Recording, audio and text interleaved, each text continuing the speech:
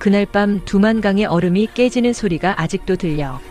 미경 언니가 물속으로 사라지는 순간 모든 게 끝났다고 생각했어. 하지만 그건 시작이었어. 베이징의 화려한 불빛 아래 나를 기다리는 건 더 깊은 어둠이었지. 리정혁의 시선, 브로커의 손길, 그리고 자유라는 먼 꿈. 이건 24살 김여원 1300km를 건넌 내 이야기야. 2023년 10월 베이징 차오양구에 평양관이라는 북한 식당이 있었어.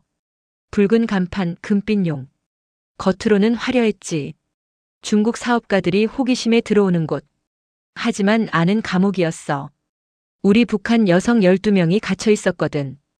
북한 정부가 직접 운영하는 외화벌이 식당. 우리는 그저 돈 버는 도구였어.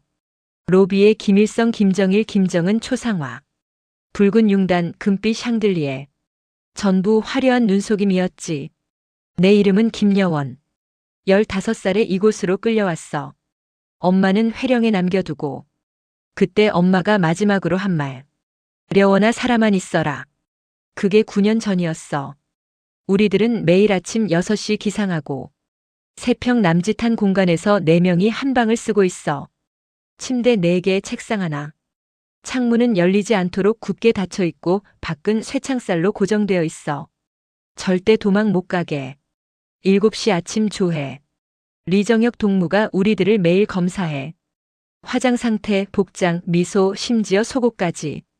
손님들에게 친절하게 웃어라. 너희들은 조선의 얼굴이다. 우습지 않아? 우리들은 그저 인형에 불과했어. 오전 11시에 문을 열면 지옥이 시작돼. 오후 4시까지 점심 손님을 받고 저녁 6시부터 다음날 새벽 1시까지 손님을 받아. 쉬는 시간은 거의 없어. 그리고 손님에게 미소를 짓지 않으면 벌금 50위안이야. 한 달 월급이 300위안인데 5번 리종혁한테 걸리면 월급이 통째로 날아가. 홀은 항상 시끄러웠어. 중국 사업가들이 술 마시며 웃고 북한 민요가 흘러나오고 우리는 뛰어다녀. 어서 오세요. 맛있는 평양냉면 어떠세요? 매일 같은 표정으로 의미 없는 똑같은 멘트. 로봇처럼. 그날도 똑같았어. VIP 룸 담당. 50대로 보이는 중국 사업가 3명. 비싼 정장에 금목걸이, 금팔찌, 롤렉스 시계. 음식을 가져다 주니 한 명이 날 쳐다봤어. 욕망이 가득 담긴 역겨운 눈빛. 아가씨 북한 어디 출신이야? 네, 평양 출신입니다. 거짓말이었어. 난 회령 출신인데. 예쁜애 여기 앉아서 술 한 잔 따라줄래? 100위안 줄게. 시작이었어. 매일 듣는 더러운 제안. 죄송합니다. 저희는 서빙만 담당합니다. 그랬더니 그 남자가 내 팔을 잡았어. 왜 그래? 돈 필요할 텐데 1시간만 같이 있어봐. 1000위안 어때? 내 3개월치 월급이었어. 나는 억지로 웃으며 손을 뺐어. 손님 매니저가 불러서 가봐야겠어요. 빠르게 자리를 피했어. 심장이 미친 듯이 뛰었어. 거절하면 손님이 화내고 리정혁에게 보고되니까. 리정혁. 평양관 매니저. 35살. 키 크고 차갑고 눈빛이 날카로워. 겉으로는 매니저지만 보이부 요원이야. 우리를 감시하고 평양에 보고하는 게 진짜 임무거든. 복도에서 날 기다리고 있었어. 김여원 VIP 테이블 불만 접수됐어. 나는 머리를 숙였어. 죄송합니다. 변명은 소용없어. 손님을 만족시켜야 외화가 벌린다. 그의 목소리는 조용했지만 위협적이었어. 회령의 엄마 건강하시지? 내가 송환되면 어떻게 될까? 송환. 그 단어만 들어도 온몸이 얼어붙어. 북한으로 돌아간다는 건 죽음이야. 정치범 수용소, 고문, 처형. 가족까지 연좌제. 그래서 나는 고개를 숙여 말했어. 죄송합니다. 죄송합니다. 리정혁이 내 턱을 들어 올렸어. 손이 차가웠어. 오늘 팁 얼마 모았어? 주머니에서 200위안을 꺼냈어. 하지만 리정혁은 전부 빼앗았지. 거짓말이었어. 속옷에 100위안 더 숨겨뒀거든. 들키면 끝장이지만. 리정혁이 속삭였어. 오늘 밤 10시 내 사무실로 와. 특별 교육 시간이야. 특별 교육. 그 말이 뭘 의미하는지 다 알아. 그건 교육이 아니야. 폭력이고 갈취고 강간이었어. 다시 홀로 돌아왔어. 웃으며 아무 일 없었던 것처럼 손님들에게 음식 날라주고 빈 접시 치우고. 하지만 손은 계속 떨렸어. 밤 10시가 두려웠거든. 주방 뒤에서 미경 언니가 날 끌어당겼어. 박미경 언니. 28살. 4년 선배. 2010년에 여기 왔대. 벌써 13년째야. 언니 얼굴에는 피곤함이 가득했어. 다크서클, 마른 볼, 팔에 멍자국들. 어려워나. 언니가 속삭였어. 목소리가 떨렸어. 다음 달 15일 나랑 같이 도망치자. 나는 깜짝 놀랐어. 주위를 둘러봤지. 언니 뭐라고 미쳤어. 하지만 언니 눈빛은 진지했어. 브로커 연락 왔어. 단둥으로 넘어가 $3,000만 모으면 돼. $3,000. 우리에게 너무 큰 돈이었어. 불가능해 보였지. 언니 어떻게 리정혁이 팁 다 뺏어가잖아. 언니가 내 손을 꽉 잡았어. 어떻게든 모아 숨겨난 이미 $1,500 모았어. 언니 팔에 난 멍자국을 봤어. 파랗고 보랏빛이고 노랗게 변하는 중이었어. 언니 그거. 언니가 소매를 내렸어. 리정혁 그 엑스한테 어제 특별 교육 받았어. 돈 뺏기고 때리고 그리고. 언니가 말을 못 이었어. 알았어. 나도 곧 똑같은 걸 겪을 거라는 거. 두만강 건너면 끝이야. 서울에서 자유롭게 살 수 있어. 엄마도 데리러 갈 수 있고. 서울. 자유. 엄마. 그 단어들이 내 심장을 뛰게 했어. 9년 동안 꿈꿔온 것들. 하지만 두려웠어. 잡히면 어떡해. 언니가 웃었어. 슬픈 웃음. 잡히면 죽는 거지. 하지만 여기 있어도 죽어 천천히. 밤 10시가 돼서 리정혁 사무실에 갔어. 어두웠어. 담배 냄새와 술 냄새. 오늘 태도 별로였어. VIP 손님 화나게 했지. 고개 숙였어. 죄송합니다. 그가 내게 다가왔어. 미안하다면 끝이냐? 네가 여기서 얼마나 버는지 알아? 한 달에 $5,000야. 그가 내 턱을 잡았어. 힘을 줘서. 아팠어. 평양에 보고해야 하잖아. 손이 내 목으로 갔어. 위협이었어. 오늘 500위안 더 내 아니면. 손이 내 허리로 내려갔어. 나는 돌처럼 굳었어. 그 후 20분은 말하고 싶지 않아. 살아남기 위해 참았어. 울지도 소리 지르지도 못했어. 끝나고 나올 때 리정혁이 말했어. 다음엔 더 잘해. 안 그러면 송환이야. 대답도 못하고 나왔어. 새벽이 다 되어 기숙사로 돌아왔어. 미경 언니가 기다리고 있었어. 내 얼굴을 보더니 아무 말도 안 했어. 그냥 안아줬어. 우리는 말없이 서로를 안고 울었어.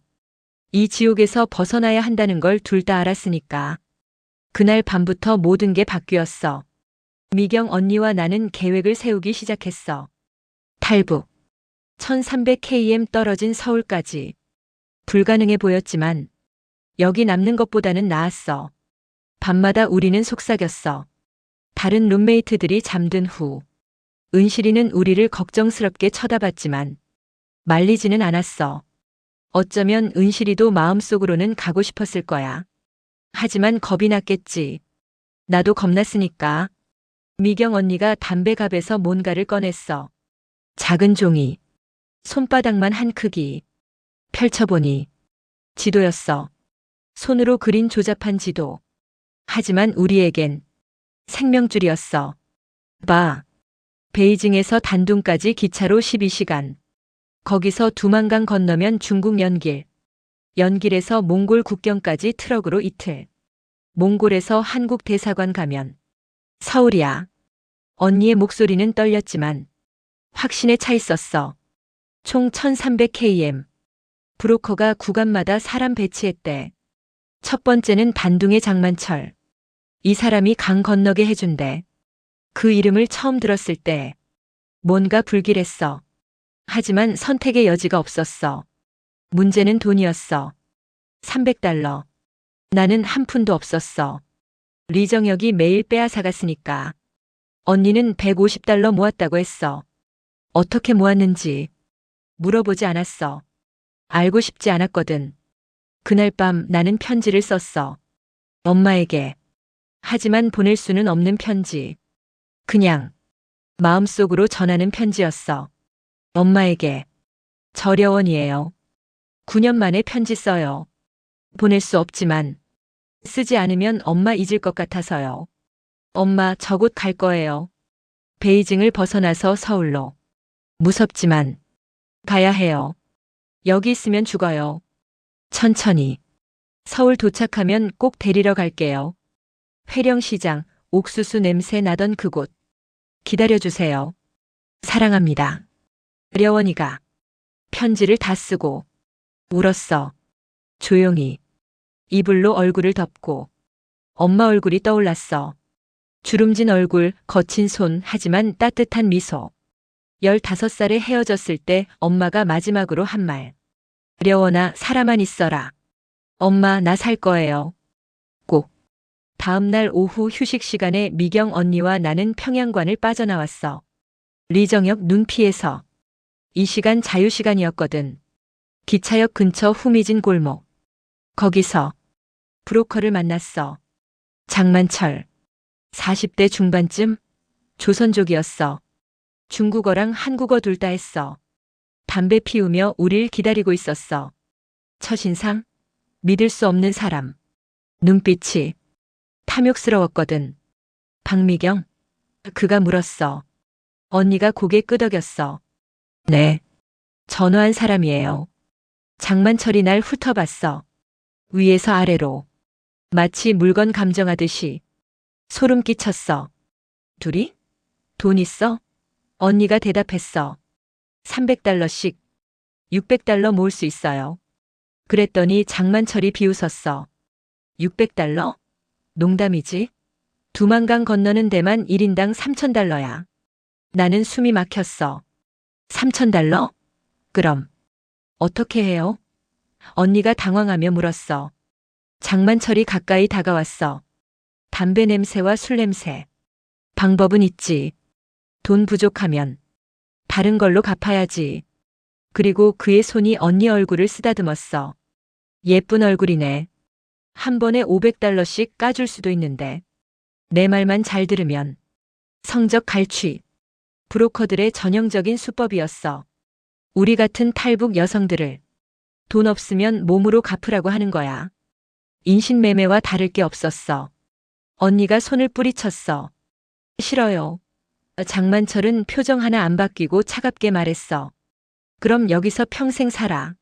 아니면 북한으로 돌아가든지. 그리곤 명함 한 장을 툭 던지고 갔어. 우리는 그 명함을 보며 말이 없었어. 돌아오면서 언니가 말했어. 어떻게든 모아보자. 리정형 몰래 팁 숨기고 VIP 손님들한테 더 웃고. 더 웃는다는 게 무슨 의미인지 알고 있었어. 더 많이 성적 수모를 감당해야 한다는 거지. 하지만 다른 방법이 없었어. 그 후 2주 동안 우리는 미친 듯이 일했어. 더 친절하게, 더 웃으면서 더 반가운 척. 꾹꾹 참아냈어. VIP 손님들이 추군데도 더러운 농담을 해도 웃었어. 그리고 팁을 받으면 화장실에서 속옷에 지폐를 숨겼어. 리정혁이 검사할 때마다 심장이 터질 것 같았어. 들키면 끝장이니까. 어떤 날은 VIP 손님이 큰돈을 주며 은밀한 거래를 제안했어. 나는 적당히 웃으며 오늘은 그날이라며 거절했어. 미경 언니는 더 심하게 당했어. 어떤 날 밤 언니가 새벽 3시에 들어왔어. 옷이 찢어지고 온몸에 상처가 나 있었어. 물어보지 않았어. 알고 싶지 않았으니까. 그냥 말없이 물수건을 갖다 줬어. 2주 만에 우리는 1,800달러를 모았어. 아직 부족했지만 장만철에게 전화했어. 1,800달러밖에 없어요. 그래도 갈 수 있어요? 장만철이 웃었어. 더러운 웃음. 일단 와. 나머지는 나중에 갚으면 돼. 하지만 우리는 몰랐어. 리정혁이 이미 눈치챘다는 걸. 그는 CCTV로 우리를 지켜봤어. 주방에서 속삭이는 우리, 화장실에서 돈 숨기는 우리. 다 봤어. 11월 14일 밤 리정혁이 누군가에게 은밀히 전화를 걸었어. 박미경, 김여원. 24시간 감시 강화해야겠습니다. 뭔가 수상쩍어요. 그땐 우리는 그가 누군가에게 보고하는지 몰랐어. 만약 알았다면 계획을 당겼을까? 아니면 포기했을까? 11월 14일 밤. 탈출 하루 전. 미경 언니가 담배갑에서 지도를 다시 꺼냈어. 내일 새벽 1시. 기차를 타고 단둥까지 12시간 가면 장만철이 기다리고 있을 거야. 나는 고개를 끄덕였어. 떨렸지만 결심했어. 그날 밤 나는 마지막 편지를 썼어. 엄마에게. 진짜 마지막으로. 엄마, 내일 떠나요. 1300km. 너무나 먼 거리. 무섭고 두렵지만 반드시 가야 해요. 죽을 수도 있어요. 하지만 여기 있는 것보다는 나아요. 엄마 얼굴 자꾸 생각나요. 옥수수 삶던 냄새, 겨울 김장 담그던 손, 자장가 불러주던 목소리. 다 기억해요. 서울에서 꼭 다시 만나요. 사랑해요. 편지를 베개 밑에 숨겼어. 들키면 안 되니까. 그리고 눈을 감았어. 하지만 잠들 수 없었어. 두려움과 기대가 뒤섞였거든. 2023년 11월 15일 새벽 1시. 평양관을 빠져나온 순간을 평생 잊지 못할 거야. 미경 언니와 나는 작은 가방 하나씩 들고 뒷문으로 나갔어. 경비는 졸고 있었어. 다행이었지. 베이징의 새벽은 조용했어. 네온사인만 깜빡이고 거리는 텅 비었어. 우리는 미친 듯이 기차역까지 뛰었어. 택시 탈 돈도 없었어. 그냥 뛰었어. 기차역에 도착했을 때 숨이 턱까지 찼어. 미경 언니가 내 손을 잡았어. 거의 다 왔어. 하지만 내 심장은 폭발할 것 같았어. 리정혁이 쫓아와서 내 이름을 부를 것 같았어. 단둥행 기차. 미경 언니가 숨겨둔 돈으로 티켓을 샀어. 비싼 목숨값이었어. 기차에 올랐어. 침대 칸. 좁고 냄새났지만 천국 같았어. 9년 만에 내 의지로 어딘가 가는 거였으니까. 창밖으로 베이징의 불빛이 보였어. 화려한 네온, 높은 빌딩들. 저곳에서 9년을 감옥처럼 살았구나. 기차가 출발했어. 덜컹거리는 소리, 레일 긁히는 소리. 미경 언니가 내 손을 꽉 잡았어. 성공했어. 언니 목소리가 떨렸어. 울고 있었어. 나도 울었어. 눈물이 한꺼번에 쏟아졌어. 하지만 안심할 수 없었어. 단둥까지 12시간. 그 사이에 리정혁이 눈치채고 우리를 찾아 공안에 신고할 거야. 난 한숨도 못 잤어. 창밖만 바라봤어. 새벽 5시쯤 해가 떴어. 중국 북동부의 평원이 보였어. 끝없이 펼쳐진 들판, 작은 마을들, 연기 나는 굴뚝들. 저기 사는 사람들은 자유로울까? 우리처럼 도망치지 않아도 살 수 있을까? 오후 1시 단둥 도착. 기차에서 내렸어. 공기가 차가웠어. 북쪽이라 더 추운가 봐. 플랫폼에 사람들이 많았어. 중국인들, 조선족들 그리고 장만철이 담배 피우며 우릴 봤어. 손짓했어. 우리는 다가갔어. 떨리는 다리로. 왔네. 그가 말했어. 표정 하나 없이. 돈은? 미경 언니가 가방에서 봉투를 꺼냈어. 1800달러. 전부였어. 장만철이 돈을 세었어. 한 장 한 장. 천천히. 마치 즐기는 것처럼. 3000이라고 했잖아. 모자라잖아 언니가 말했어. 하지만 약속했잖아요. 나머지는 서울 가서. 장만철이 피식 웃으며. 약속? 이건 사업이야 사업. 그리고 그가 미경 언니 팔을 잡았어. 언니가 아파했어. 돈 더 내든지 아니면 밤에 날 즐겁게 하던지. 한 번에 500달러씩 까줄게. 나는 참을 수 없었어. 나요? 소리쳤어. 하지만 장만철은 웃기만 했어. 그럼 여기서 죽든지. 공안에 신고할까? 탈북자 신고하면 포상금 나와. 협박이었어. 우리를 꼼짝 못하게 만드는 미경 언니가 이를 악물고 말했어. 알았어. 하지만 강은 건너게 해줘. 내 심장이 찢어지는 것 같았어. 장만철의 낡은 밴 뒤에 탔어. 창문은 가려져 있었어. 어디로 가는지 볼 수 없었어. 1시간쯤 달렸을까? 차가 멈췄어. 도착했다. 장만철이 말했어. 그리고 언니를 데리고 어두운 곳으로 갔어. 얼마 후 시간이 지나자 언니가 고개를 숙이고 조용히 왔어. 무슨 일이 있었는지 짐작했지만 꼭 입을 다물었어. 저 멀리 강이 보였어. 저 강만 건너면 자유라는 착각이 들었어. 장만철이 설명했어. 저 다리 아래 얼음 위로 건너. 중국 수비대가 10분마다 순찰을 돌아. 그 사이에 건너야 돼. 빠지면 끝이야. 나는 강을 쳐다봤어. 얼음이 덮여 있었지만 완전히 얼지는 않았어. 곳곳에 금이가 있었어. 자정. 미경 언니와 나는 강으로 내려갔어. 얼음이 발밑에서 삐걱거렸어. 무서웠어. 한 걸음, 한 걸음. 조심스럽게. 숨소리만 들렸어. 내 심장 소리도. 10m쯤 갔을까? 언니가 속삭였어. 거의 다 왔어. 조금만 더. 나는 고개만 끄덕였어. 말할 수 없었어. 목이 메었거든. 20m, 30m. 강 한가운데쯤 왔어올 때였어. 어디선가 총소리가 들렸어. 중국 수비대였어. 확성기를 통해 멈추라고 했어. 우리는 멈출 수 없었어. 잡히면 송환이야. 뛰어. 언니가 소리쳤어. 우리는 얼음 위를 미끄러지며 뛰었어. 총소리가 계속 들렸어. 하지만 계속 뛰었어. 그리고 그때 언니가 미끄러졌어. 아, 언니의 비명. 뒤 돌아보니 언니가 얼음 위에 넘어져 있었어. 갑자기 얼음이 갈라지기 시작했어. 쩌적, 쩍. 금이 가는 소리. 나는 소리치며 언니에게 달려갔어. 손을 뻗었어. 언니도 손을 뻗었어. 우리 손이 스치듯 닿았어. 그 순간 얼음이 완전히 깨졌어. 언니가 물속에 빠졌어. 시간이 멈춘 것 같았어. 언니의 손이 내 손을 스쳤어. 잡으려고 했어. 정말로. 하지만 못 잡았어. 언니가 차가운 검은 물속으로 완전히 사라졌어. 미경 언니. 나는 비명을 질렀어. 물속을 쳐다봤어. 하지만 아무것도 안 보였어. 언니가 사라졌어. 그냥 갑자기 사라졌어.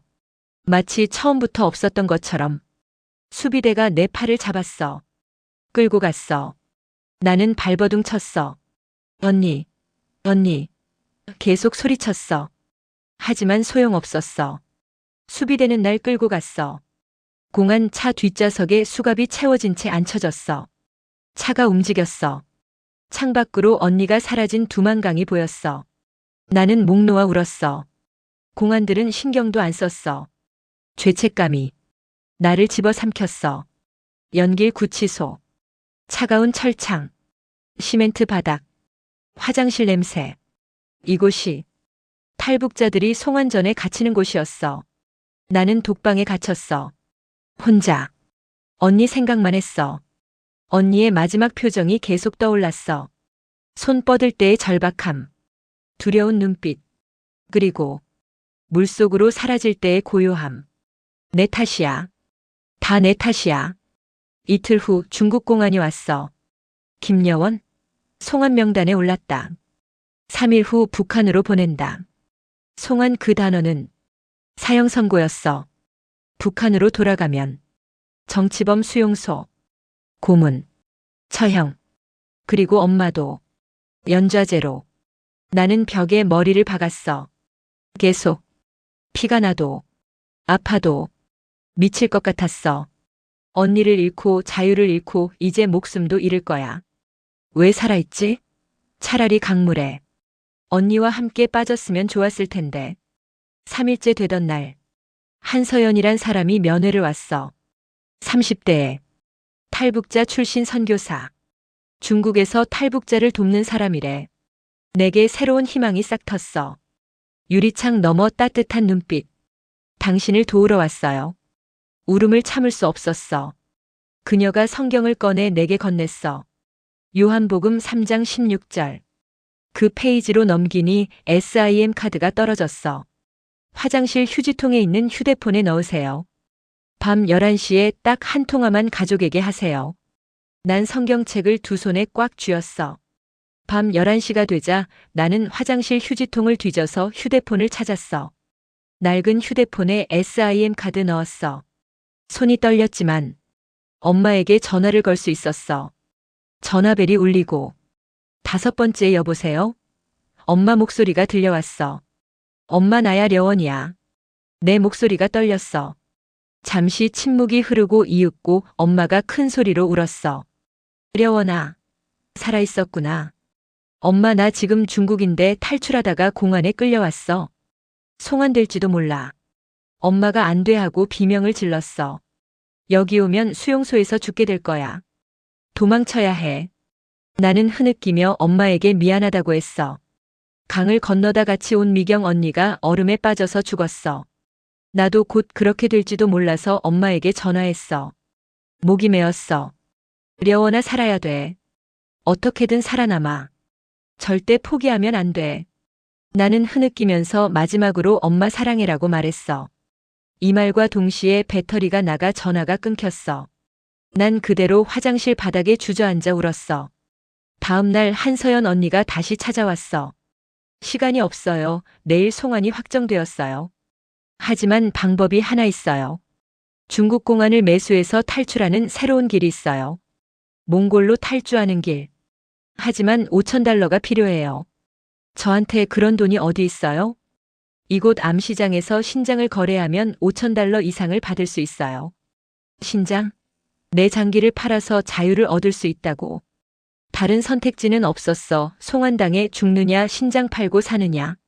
신장을 팔면 정말 탈출할 수 있나요? 한서연 언니는 나지막히 대답했어. 네, 하지만 후유증은 평생 남을 거예요. 살 수만 있으면 상관없어요. 할게요. 대신 꼭 한국으로 보내주세요. 난 반드시 살아남아서 탈출에 성공하고 엄마도 데려올 것을 결심했어. 그날 밤 간수 한 명이 다가와 쪽지를 전해줬어. 쪽지에는 내일 밤 간수를 따라 나와라 라고 써 있었어.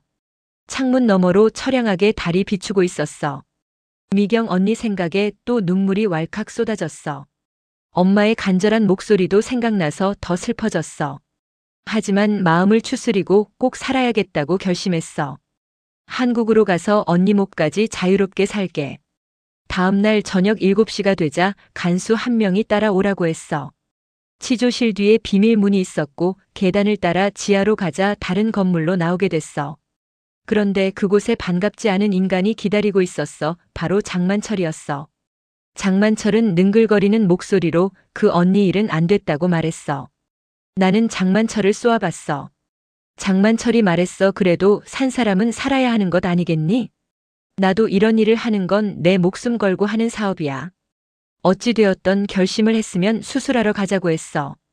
그리고 공안 문제는 한서연이 잘 이야기해 놨다고 했어. 또다시 그 낡은 밴을 타게 됐어. 마치 광 같았어. 30분 후 허름한 공장 건물에 도착했어. 뒷문으로 들어가 지하실로 내려갔어. 비릿한 피냄새와 눅눅한 곰팡이 냄새가 났어. 낡은 침대와 간이 수술대, 수술도구, 그리고 온갖 피 묻은 붕대가 어지러져 있었어. 늙은 중국인이 흰 가운을 입고 나를 쳐다보며 말했어. 이리 와 앉아. 그리고 이 서류에 서명해. 난 너무 무섭고 냄새 때문에 역겨워서 토하고 말았어. 장만철이 다가와서 너무 무서워 말라고 하며 서류에 지장을 찍으라고 했어. 내게 선택지는 없었어. 그대로 지장을 찍고 차가운 수술대에 앉았어. 늙은 중국인 의사가 말했어. 왼쪽 신장을 적출할 거야. 시간은 한 2시간쯤 걸리고 마취를 하니까 아프지는 않을 거야. 그러면서 음흉하게 웃었어. 나는 모든 것을 체념한 상태로 옷을 벗고 차가운 수술대에 누웠어. 천장에 금간 콘크리트, 녹슨 파이프, 깜빡이는 형광등이 보였어. 나도 모르게 눈물이 흘렀어. 의사가 팔을 잡고 알코올 솜을 문지른 다음 주사를 놨어. 나는 곧이어 정신이 아득해 짐을 느꼈어. 의사가 말했어. 아프면 소리 질러도 돼. 어차피 이곳엔 우리밖에 없으니까. 시야가 흐려졌어. 형광등이 2개로 4개로 사라졌어. 엄마가 꿈에 나왔어. 려원아 살아만 있어라. 엄마 나 살 거예요. 꿈속은 평화로웠어. 고통도 두려움도 없었어. 15살 회령에서 엄마와 시장을 걷고 있었어. 옥수수 냄새. 엄마가 나를 보고 웃고 있었어. 너무나 행복했어. 갑자기 옆구리가 타는 것처럼 통증이 밀려왔어. 몽롱한 가운데 여러 가지 소리가 들리기 시작했어. 금속 소리, 중국어, 기계 삐 소리. 거의 다 됐다. 무언가 내 몸 안에서 빠져나간 느낌이 들었어. 자유를 얻을 수 있다는 희망의 값으로 내 신장과 영원히 이별한 순간이야. 곧이어 통증이 파도처럼 밀려왔어. 그 이후는 기억이 없어. 눈을 떠보니 다른 방 침대 위에 있었어. 옆구리에 붕대가 감겨 있었고 통증이 심하게 왔어. 문이 열리고 한서연이 들어왔어. 깨어났어요? 수술은 잘 됐다고 하네요. 오늘부터 몸을 잘 추스리고 있다가 3일 후 몽골로 가요. 그로부터 3일 동안 지하실 침대에 누워 있었어. 거울을 보니 내 얼굴이 낯설었어. 24살인데 더 나이 들어 보였어. 옆구리 붕대에선 피가 배어 있었어. 평생 남을 수술 자국이 붕대 안에 있었어. 3일 밤 내내 악몽을 꿨어. 언니가 물속에서 부르는 꿈. 내가 강물 속으로 사라지는 꿈. 11월 24일. 장만철이 와서 물었어. 이제 걸을 수 있니? 통증 밀려왔지만 참고 갈 수 있다고 대답했어. 장만철이 봉투를 건넸어. 그 봉투 속엔 내 신장값, 아니 자유의 값이 들어있었어. 장만철이 말했어. 잘 보관하고 있어라. 몽골까지 보내줄게. 신장 하나로 산 자유. 진짜 자유일까? 또 다른 지옥일까? 모르겠어. 하지만 한 가지는 확실해. 나는 아직 살아있다는 것. 그리고 계속 갈 거라는 것. 이제 겨우 500km 왔어. 죽은 언니의 기억을 극복하고 상처난 몸도 추스리고 나는 나아가야만 해. 이건 끝이 아니고 시작에 불과해. 몽골 사막을 가로질러 한국에 갈 수 있는 길고 험한 여정을 각오해야 해. 난 절대 포기하지 않을 거야. 신장을 팔고. 나는 몽골로 향했어. 하지만 거기엔 나 혼자가 아니었어. 우리 5명은 물건이었어. 팔려가는 상품. 브로커들은 끊임없이 돈과 육체적 관계를 요구했어. 사막에서 우리 중 한 명이 죽었어. 얼마나 더 희생해야 이 지옥에서 탈출할 수 있을까? 다음 2화 몽골의 사막에서 나려원의 탈출 이야기는 계속됩니다. 재미있게 보셨다면 구독과 좋아요 부탁해요.